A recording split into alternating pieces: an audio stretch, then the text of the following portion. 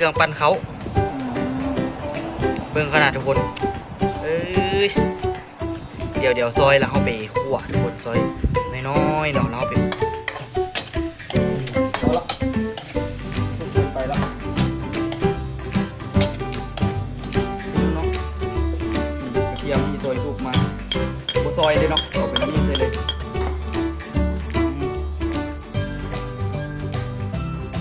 ไปกินยังไงสบายดีทุกคนสบายดีตอนเช้าเด้อมื้อนี้นี่กาสิมาเฮ็ดเมนูเด็ดทุกคนก่อนที่สิไปเวียกไปงานน้องไม่สุกก็สิไปเวียกต่อเนาะทุกคนตัวไปซื้อสิ้นเสือร้องไห้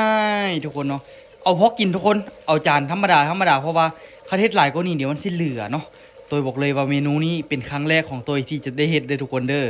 เนาะแล้วก็ซื้อสิ้นอันนี้มาไว้เฮ็ดแกงทุกคนคนละส่วนกันเด้แล้วก็มีเพี้ยน้ำบอกมีเพี้ยน้ำเพราะว่าก้อยอันนี้บ่ใส่เพี้ยบ่ใส่ปะใส่ก็ได้เนี่ยก็แล้วแต่เขาเพี้ยนะมันต้องเป็นลาบแบบว่าลาบใส่หมักนาวนะก้อยใส่หมักนาวนะขอคิดว่าได้ต้องบ่มีเพี้ยบ่แล้วเพี้ยเอาซื้อมาได้ปะนี่เพี้ยเอาซื้อมาดิใส่แกงใส่แกงได้อยู่ค่อยสิก้อยแบบใส่หมักนาวเอาทุกคนเบิ่งซีนเสือกว่าทีโดล้างหัวซีนอันนี้เป็นซีนที่แบบว่าติดกระดูกนะทุกคนแซ่บเลยซีนส่วนนี้ก็ได้ติดกระดูกอ่ะนะโค้งหลังโค้งสันหลังโค้งอย่างนั้นนะเขาลืบออกติดกระดูกแล้วเขาก็มาขาย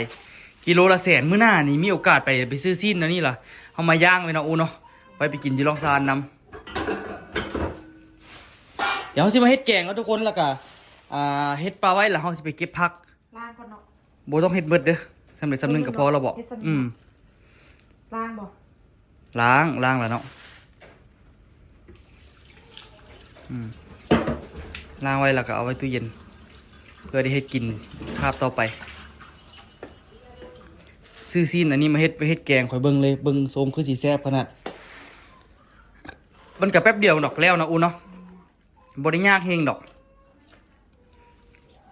เน้นคุณภาพทุกคนเบิ่งซีนตัวนี้เอาไว้แกงตัวนี้พอป่ะพออาจจะกินหลายซีนถั่วยุงฮัลโหลยุงอะไรใช่ไหมป่ะว่าตัวให้ยังวันจับล้างขี้มึงปูกับยาเอาสองคนเพิ่นบ่ค่อยลืมเสียงออโต้ให้บ่คือเฮาออโต้เวลามันให้มันคือเจ็บแท้เจ็บว่าสิได้อันนี้เขามาซอยนะทุกคนซอยเป็นคล้ายๆคือลูกเต๋าเนาะแต่กระแกงเดียวนะเสือเนี่ยเขากับขั่วพอสะดุ้งเนาะอูเนาะแม่นพอสะดุ้งบ่ให้มันสุกเกินไปมันสิยาบน้องอูซื้ออันนี้มาไรทุกคนอีคูอูสิเฮ็ดส้มผักอีคูเนาะอูเนาะเฮ็ดไว้ให้กินแต่ข่อยว่าแซ่บได้ข่อยว่าแซ่บป่ะแต่ว่าหัวมันใหญ่โพดสำหรับข่อยสิทุบปีนมื้อนี้คันทุบนี่ข่อยว่าทรงเป็นตาแซ่บอยู่เป็นหัวเลยข่อยคือบ่อยากกินหัวมันข่อยกินแล้วมันหึนเนาะมันคือเป็นจังได๋ฮู้คันว่าทุบๆล่ะซอยบัดนึงทุบๆล่ะซอยบัดนึงข่อยว่าเป็นตาแซ่บก็ซ้อมดีๆล่ะที่ทุบมาแล้วอูจึงเฮ็ดนะอูเนาะอยู่ลองซานอูก็เฮ็ดให้กินแซ่บอยู่แต่ว่าบนหัวมันข่อยชอบกินแต่หัวน้อยจันมากขนาดเมื่อสิซื้อก่อนถึกอยู่ได้เนาะไปถามตลาดท่านนึงเมื่อกี้ป้าโทรขีดละ10,000ว่าซั่นผักอีคุมันตั้งแพงซั่นป๊าดติโตแพงก็บ่เคยเจอปานนี้นะว่าบัดไปถามหานี่โลนึง40,000บ่เอาเนาะดีทั้งบ่เอาคิดอยู่ว่าโอ้แต่คนเราคิดว่ามันน่าจะเป็นแม่ตลาดคันแพงปานนี้ก็บ่ซื้อกินดีกว่าเนาะเดี๋ยวเฮาแกงไว้เลยทุกคนเพี้ยนี่ใส่เพี้ยสดๆเลยบ่ได้ก็ต้มหรือว่ากองเอาบ่ใส่ได้อุปแดกใส่ป่ะใส่หน่อยนึงแกงอันนี้นี่ทุกคนเด้อใส่น้ำเอาหลายเวลาต้มให้มันเคี่ยวไปฮะเฮ็ดเมนูคักๆทำกันทุกคนเนาะก้อยเสือร้องไห้เนาะร้องไห้ก่อนบอกให้ว่าก่อนร้องไห้บอกภาษาไทยเนาะเอาตัวขี้หลายอยู่อ่ะบอกเปลี่ยน2 มื้อได้ขี้แบบนั้นนะกินข้าวหน่อยดิน่าจะกินข้าวหน่อยเมื่อวานมาข่อยคือกันอย่าว่าแต่เด็กน้อยเถอะข่อยคันข่อยกินหน่อยเท่าไหร่ข่อย บ่ค่อยเจ็บท้องปานใดคันกินหลายๆนี่คือตอนไปไทยนี่เอาตลอดอันนั้น อันนั้นบอกเอาซีนลงเลยบอกแต่ว่าน้ำบุฟเฟ่ต์ได้ เดี๋ยวก็ได้เอาลงเขาก็ไปเก็บผักไปจุ่มบ่เสียเวลาเนาะบ่เป็นหยังดอกเบิ่งจุ่มลงไปเลย แกงก่อนทุกคนแกงพอสดนะทุกคน ต้นเลย จำถ่ายรูปดูพอเอาไปซอยสิเด้อ ไปนอกวัด โอเค มีพัดลม อ้าวกูสารรับเผื่อบ่เอาเสร็จ เอานี่ นี่มันเป็นเสือเลยนี่เอาอันนี้นะเอาเนี้ยเมียนเขาเฮ็ดบ่หมดติครั้งแรกนะทุกคนเราเฮ็ดเขาเจ้าเฮ็ดอยู่ไทยล่ะอันนั้น เลยเอามาเฮ็ดนำเข้าอยู่ในมีดนี่ทุกคนเป็นตอนเป็นเปียงเอานี่บอกคักๆเลย เสือร้องไห้ อันนี้เป็นครั้งแรกเนาะแต่พอสดมาซอยให้ช่วยๆกันได้กินไวเพราะว่ามื้อนี้ต้องได้เล็งมือนิดนึงทำเวลาหน่อยนึงเพราะว่าไม่สุกสิไปเวียกละตอนนี้ไม่สุกเอาออโต้ไปอาบน้ำแบ่งเวียกกันขนาดตอนนี้ ให้อู้ไปถ่ายคลิปบรรณาเก็บพักให้แล้วจึงมาแอดดอปให้กันแบ่งกันหลายๆนาทีจึงแล้วไว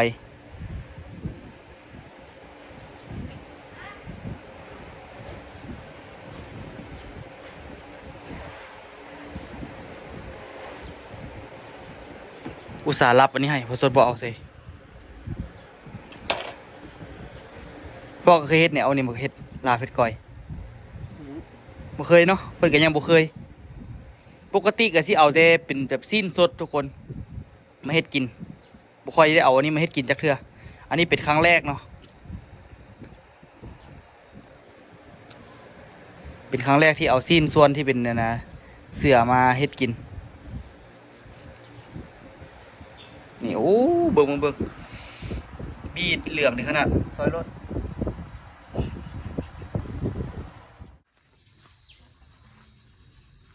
เดี๋ยวมาเด็ดผักอีเลิศไปใส่แกงก่อนทุกคนอีเลิศอยู่สวนพ่อ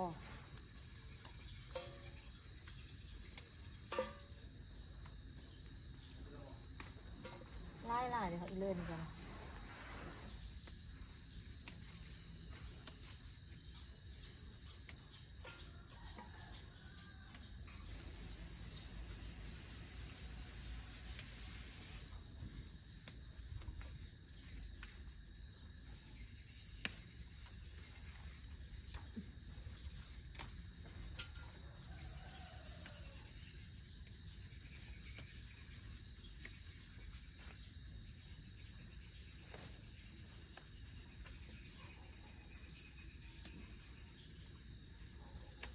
พอละ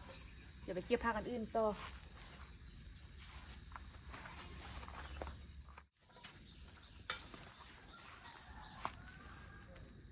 เก็บผักสเม็กไปให้ต้วยอันกับพ่อกับก้อยเสียงร้องไห้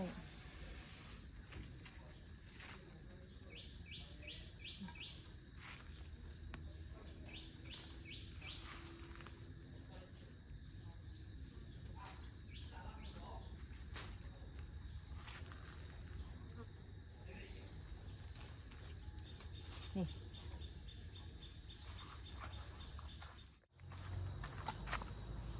ผักขาวทอง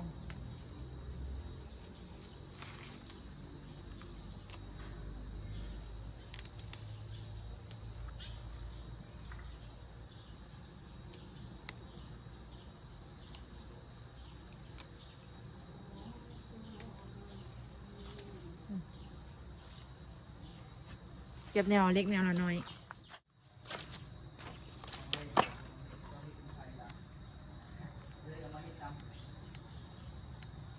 อันนี้หอมลาบ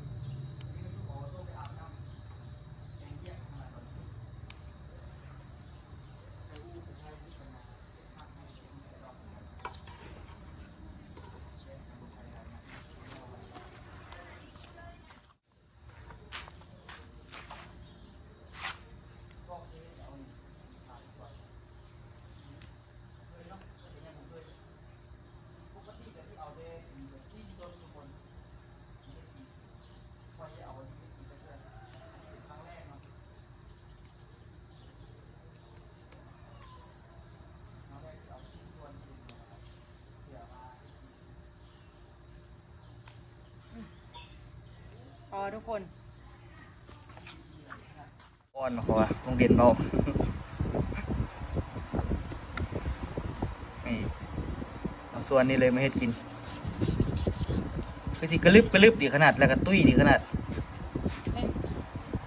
กูไปเก็บผักให้ไปล้างไว้ให้แล้ว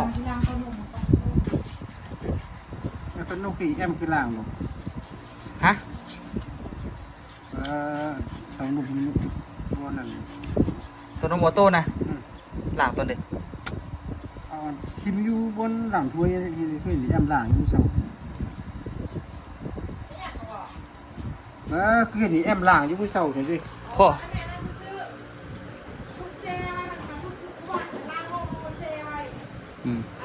โอ้ขาขนาดทุกคนอันนั้นเป็นเครื่องปั้นเขาเบิ่งขนาดทุกคนเอ้ยเดี๋ยวซอยแล้วเขาไปคั่วทุกคนซอยน้อยๆเนาะแล้วเอาไปคั่วแล้วมาเฮ็ดก้อย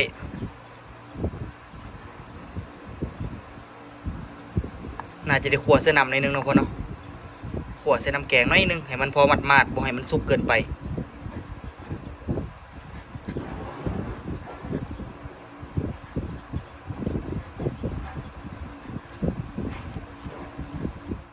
ทุกคนตอนนี้นี่กาซอยเรียบร้อยแล้วเนาะตัวซีมาเริ่มเลย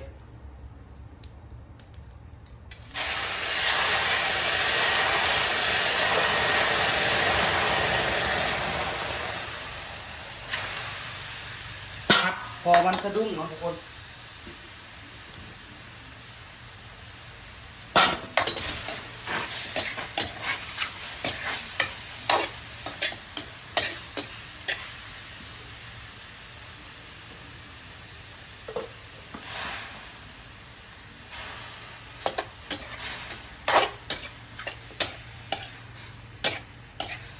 เดี๋ยวตัวซีเฮ็ดพอสะดุ้งแล้วก็เฮ็ด2 จานเนาะจานหนึงเฮ็ดซุปไปเลยพอเฮ็ดแล้วก็จึงเฮ็ดซุปประเดียวเพราะว่าอันน่ะเฮ็ดเพื่อพอส่วนบางทีพอส่วนจะกินแบบสะดุ้งเนาะหรือว่าตัวเฮ็ดแบบสะดุ้งเลยซะกินพร้อมกันหมดเลย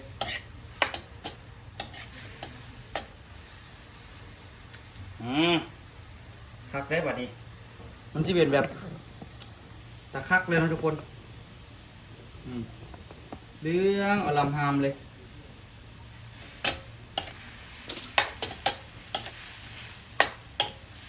ที่จริงกับพอแล้วได้หนิจะมีแต่ว่าอีกนิดนึงซะที่ไหนพอให้แม่กินเนาะมีแกงแล้วก็มีอันนี้จะแซ่บขนาดครั้งแรกเนาะครั้งแรกที่เฮ็ดแต่ว่าโดยว่ามันต้องแซ่บแน่นอน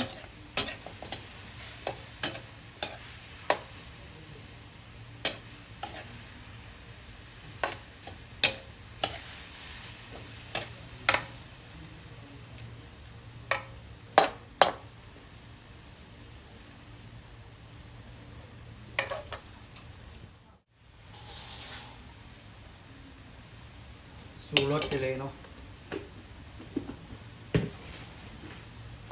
เกลือใส่นิดนึงโอ้โหพริกเนาะพริกมันอู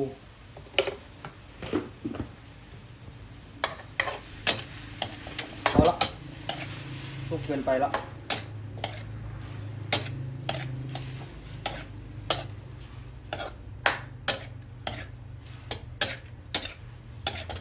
โอเคตัวเสียเอากระเทียมมาน้อยเสร็จเลยเนาะ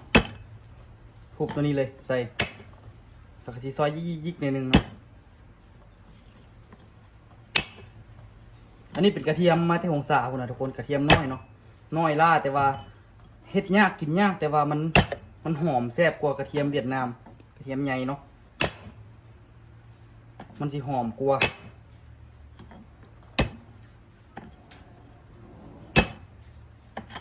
เดี๋ยวตัวสิแก้เอาแล้วก็เอาใส่เนาะใส่ในลาบ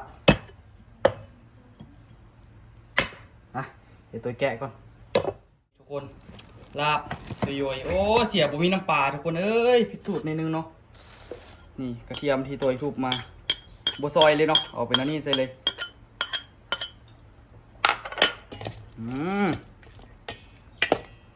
มืดเลยบ่มีน้ำปลากระยามันหนาวบีบใส่นิดนึงเอาแต่กี้ก็เดี๋ยวนี้เนาะเดี๋ยวนี้มันก็ต่างละ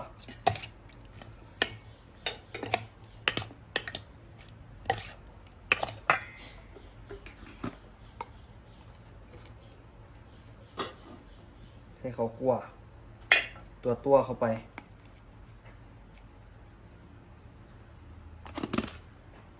จิบเอาเมื่อสมลืมเลย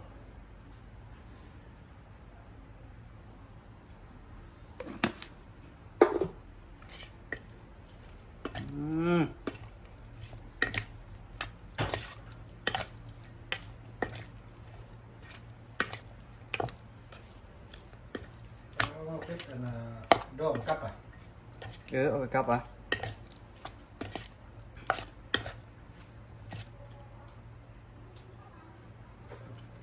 ซอยพักก่อน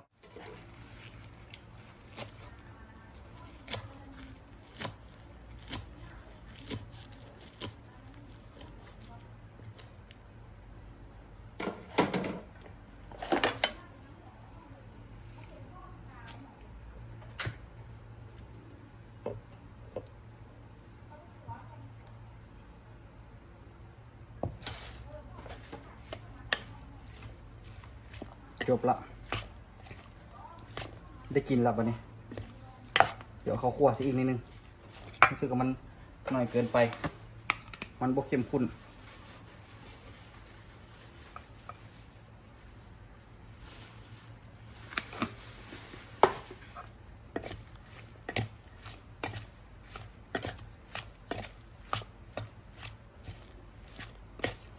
ก้อยเสือร้องไห้นะทุกคนคักบนนี้สุดแจมเลย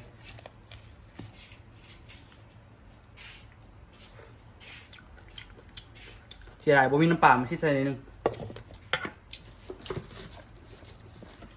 เกือบดีแล้วเนาะเทเกลือ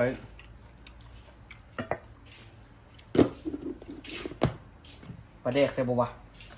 เสื้อผมบอก เสื้อเลยพอปลาแดก เออ เสื้อปลาแดกอะไรเนี่ย ได้ ปลาแดกบ่มีน้ำปลา เอาผมบอกจะเอาตัวนี้ไปเปลี่ยนแล้วผมเปลี่ยนเนี่ยต่อมาเลย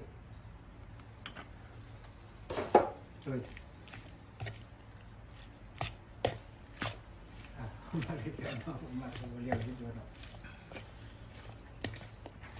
จบทุกคนกินข้าววันนี้แกงพอสดกับปรุงเรียบร้อยแล้วอ้วนครับเมนูนี้แต่ว่าแซ่บเนาะมาได้ทุกคนเด้อตอนนี้คืออาหารของเราสำเร็จเรียบร้อยแล้วเนาะ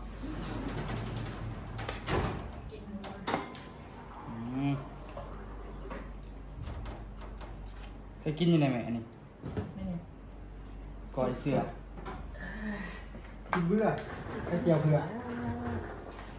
เอา ตู้ในคำวันนี้ดังเลยคือจะขึ้นขนาดนั้น บางคนเนาะ คือกินดิ ฮะ ตัวเองแล้วนึงแหละ โอ้ เจ้าอีกกิน แม่งไอ้กิน จะมาแบ่งกันเอามา แบ่งเลยสิเข้าอู้เข้าไปดูไม่รู้มึงก็รู้ธรรมดาบนนั้นเลยสิกับบนนั้นเลย บ่เป็นหยังกินแกงลาบแกงเนาะซื้อมาเป็นกินเด็กกินมาเลย บางคนยามันยาติพิษอันนี้คนนะกูยาพิษคนหรอกยาพิษซองเอาชิมมึงดู จิ้มของเขาแล้ว ได้อยู่กับมึงกล้องกู ได้อยู่ จิ้มเขาแล้วจิ้ม จิ้ม เขา ไป แล้ว จิ้มปะ กินพอรอบนี้ ไม่ยังเลยเนี่ยโอ้ มึงดู ใส่น้ำได้เนี่ย เสือ เกลือ เสือร้องไห้ เกลือกับไข่น้ำ ตุ้ย และ ก็อะไรอยู่นะอะไรอันบุ้ยป้าคือได้คือประแดกเลยทัดออกมาเค็ม เฮ้ยพอดี จะดื่มเกี๊ยวเพชรดิบมากับ อืม เอาไปดีก็ได้นะ เป็นดอง เออ แยบแยบไป อันเลย นะจะได้แถวนึงเหรอเนาะ มอยชอบจัง เสื้ออะไรนี่หรออืม นี่ซื้อได้มาได้เลือกปลาโตมาได้เนี่ยมีกระดูกอ่ะพอมาเรียกว่า สุภาพเป็นแบบเดิม มันนะพายสิอุ่น พี่สาว อาจจะบางทีผมรู้เรื่อง เข้าไป ไปถึง ก็พาว่ามืออื่นนี่ไปเอาเอาซัมมาโนเซ็ตพาสปอร์ตในออโต้เห็นพาสปอร์ตแล้วล่ะสิข้ามไปเอาเครื่องไทยแต่ถ้ามันสักอย่างมันจะมั่ว เดี๋ยวเจอตุ้มเนาะจะเอามือดู จะเอาไปดูกระจางเขา ยังเขาเทพื้นได้นะ ไอ้พื้นเทงโอ้ บอกว่า กินมันก็แซ่บ นะคือ พอแล้วมาแต่มาว่าจนแหลมแล้ว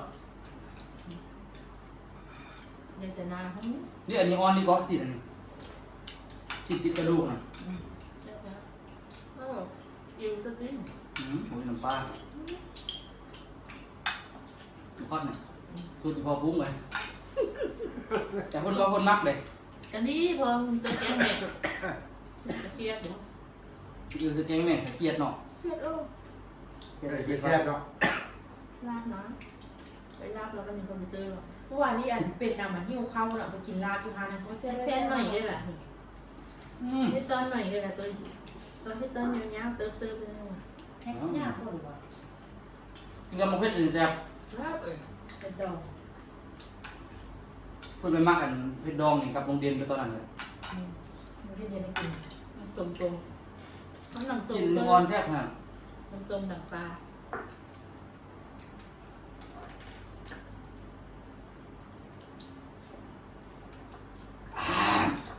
บ่มีความอ้วน ลืมเลยป้าเกิดตุ่มเนาะไปเล่นเมื่อยล่ะเป็นมากินเบียร์นี่หรอ เป็นหยังกินน้ำจอกหนึง เนาะ กินหลายกว่าหันละเป็นเพิ่นก็กินแต่ฟองเดียวก็พอ ก็ให้เราเลือดตึงเนาะ อืม ก็ให้เลือดลมดี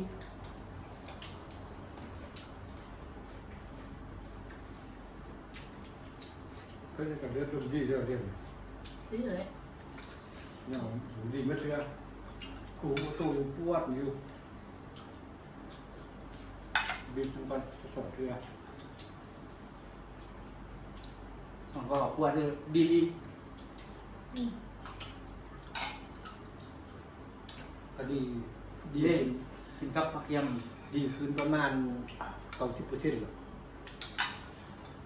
จะบอกในคลิปเขาบอกมีหัวหอมแดงครับ หึ จะบอกในคลิปเขาบอกมีหัวหอมแด บ่ ง ได้เบิ่งนะ หรอ หอมๆเลย หอมแดงใช่ไหม เจออันนี้นะเจอ บ่ โอ้ ได้เบิ่ง เจอกับหอมเฮ้ยคือก้อยเหรอคือให้ลาบซอยเหรอเดียวกันมันเจอที่ไหนหรอ เดี๋ยวซื้อมาได้เดี๋ยวไปซื้อ เจอที่ไหนเลยผมเลย เรื่องมันบอก ก้อยเนาะมันลาบ เดียวกั ก้ น อยกันสักคือกัน เดียวกันเดี๋ยวเราจะตอนตามซื่อๆเนาะอะไรที่บางๆเติมๆเยอะ อยู่บ้านเราก็รับเสือเป็นต้นนี่ ๆโอ้แต่แรงเมื่อยล่ะก็กินแค่นั้นถ้าซุ่มนี่แซ่บเลย หึเนาะ เอาเพชรนะ ซุ่มตลอด อืม เด็กใหญ่ก็แม่นยันตัวยังตื่นตอบ อืมเผ็ดเหลืองเนาะผสมนึงเนาะขึ้นๆแต่ว่าเวลามันดองรุ่นความเผ็ดลงนิดนึงเนาะ เราเอาน้ำส้มใส่น้ำบอลส้มใส่มันดำส้มใส่ มัน ชู ซีนกลางห้องอ่ะวะกระดาษ เนื้อลองดู โอ้โหแบงค์ก่อน ไล่เลือดไล่ลมไล่ตอนเช้าบุคักเออ หน้า เนาะไล่ตอนแรกเนี่ยยางมันเจ็บหัว โอ้ยกินน้ำมันคิดหัวย้อน บัวแม่มันบัวมีสรรพคุณใดมันมีอยู่ใดแต่กินหน่อย นี่มันพอประมาณเนาะ ไปไทยเราเลือดอ่อนยาน ที่ไทยเราเลือดตึงการไหลเวียนของเลือดก็ดี แล้วก็ลามมาข้างหลัง เนี่ยเวลาเลือดไหลเวียนดีการกันตองมันก็ดีคือกันหัวใจก็ดี แต่อย่ากินเกิน กิน เกิน กิน กั เบียร์ เบื่อตักเบื่อมาก กินเบียร์ในเงี้ยวเจอเลย อืม เลยมัน ไม่ใช่เลย โอ้ ว่าจะซื้ออีกก็บอก เอากินหลายเย็นกินหนำเลย มาข้างหลังตอนนี้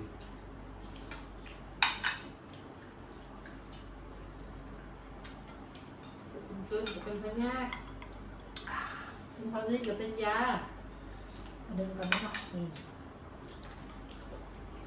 ฉะนั้นแล้วเฮ็ดอย่างทุกอย่างในโลกใบนี้ก็อยู่ในความพอดี เห็นบ่ได้ โลกเกินไปก็กลายเป็นทุกข์ บโรคหลายทุกข์ บ่โลภหลายก็ทุกข์บ่โลภหลายแสดงว่ามันน้อยเกินไปทุกอย่างต้องเฮ็ดอยู่ในความพอดี เนี่ยจะบูหูโรคบูหูทั้งหลายกับ จากเป็นคนงง อยู่จุดยืนบนเก้า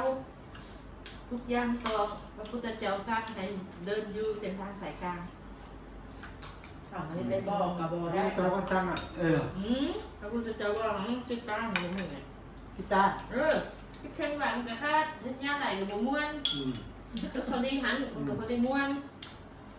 สู้เราเด้อว่าพระพุทธเจ้าคือไป ถึกมืดตัวเรานะ คือมัด คือเรื่องความเป็นจริง แม่ เดี๋ยวว่าคนหัน เรื่องว่าโลภฮักกดหลงเนี่ยความฮักความอย่างกัน ถามว่าเป็นอย่างที่มีความทุกข์ก็มีความทุกข์แต่มันก็มีความสุขน้ ความโลภนี่ให้เธอคนทุกข์ แม่ ำแม่นแล้ว เฮาโลภหลายน่ะถ้าเฮาบ่โลภเฮาก็บ่เสียไป ที่จริงของพระเจ้าให้สอนให้อยู่ อันคำเพิ่นเว้าเด้คำเมียงของเคยน่ะโลภมากรักลาหายมันก็ยาก คือคือเลยรักโลกโกรธหลุม อันนั้น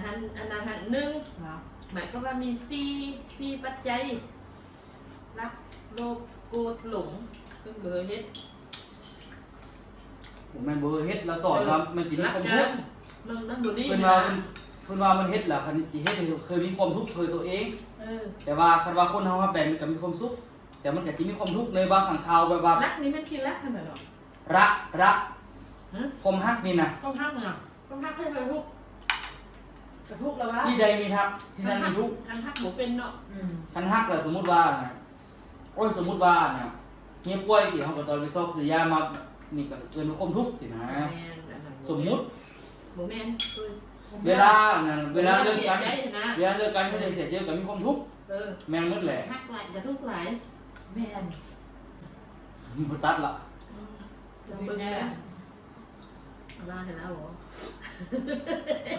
อันนี้ก็ได้ นี่แหละมันสิเป็นแบบ เขาโลภหลายแล้วเสียยกตัวอย่างซื้อเป็ดซื้อไก่จะได้กำไรรีบโอนเขาถูกจะได้มาฮอดยักเรืออันนี้แหละโลภนี่เสียเฮ็ดแล้วขาดสติเขาโลภหลายหมายถึงว่าเขายัดได้หลายเจอหูอึ้งมัดนี่โอ้เขาว่าที่เธอคนหูนวกตะบนน่ะอึ้งมัดยังได้หลายเฮ็ดไปกับบ่มีสติขาดสติผิดพลาดแบบนี้